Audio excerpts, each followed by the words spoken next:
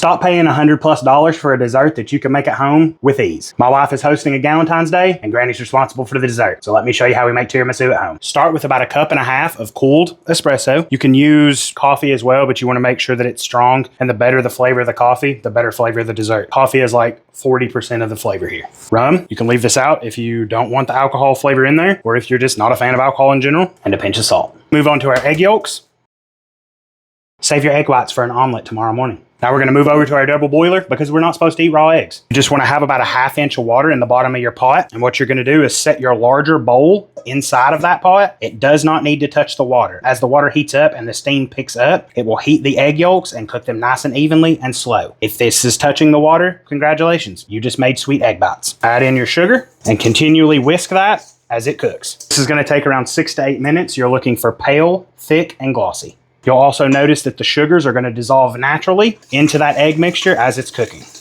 You want that to be nice and pale, and it should ribbon nice and cleanly off the end of your whisk. Congrats. If you made it here, you've just done the hardest part. Now we're going to add in our room temperature mascarpone. Yes, it needs to be room temperature. Granny wouldn't say it if it didn't matter. You want to gently combine this together. You don't want to beat the crap out of it. Toss this in the fridge to chill while we make our cream. Little tip when making your cream, chill your instruments before you do this, and it's going to make your life a lot easier. Start this on a slow setting and slowly work your way to a higher. This is an easy step, but you don't want to walk away. This is going to happen fast. You're looking for a medium stiff peak here. And once I get to a soft peak, that's when I like to pull this off, add my vanilla, and do the rest by hand. If you try to do it with this, you can really outrun yourself very quickly. Anyone that spends any time in a kitchen knows that sometimes you just have a feel for things. Stiff peaks. Stop paying $6 a tub for the sugar cesspool that you're buying at the grocery store.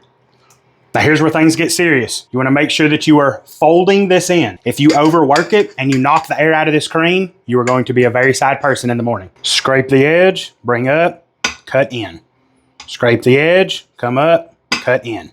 You can make your lady fingers if you'd like to, but honestly, the store-bought are just fine. You just want to make sure that the store-bought ones have a nice crunch.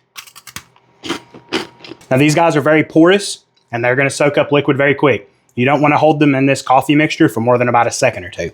Just a quick dip, one side flip, quick dip, pull it out, drain the excess, and lay that in the bottom of your dish. You should be able to push and the cookie sink in some, but it should still have resistance. You don't want them to be falling apart. When you get to these edges here where your cookie's not going to fit, don't be afraid to get a little creative. Once the first layer of ladyfingers is down, we're going to add half of that mascarpone mixture from earlier.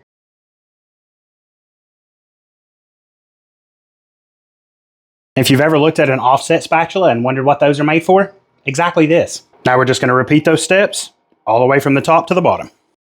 Keep in mind, we're not wanting these to be soggy. You're not looking for coffee to be pulled up underneath these as you're laying them in. Really looking for saturated here, not soaked. Now once that looks as beautiful as you do, here comes the hard part.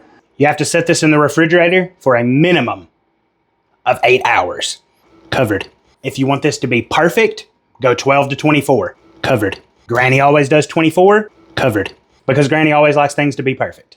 Covered. So we'll see you back here tomorrow. Refrigerated. We get to do the fun part and dust the top with some cocoa.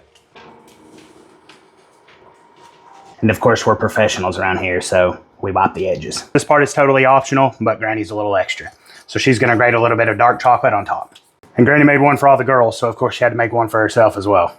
If you want it to be a nice clean cut, soak your knife in a little bit of hot water right before you cut it. It's going to make things a lot smoother.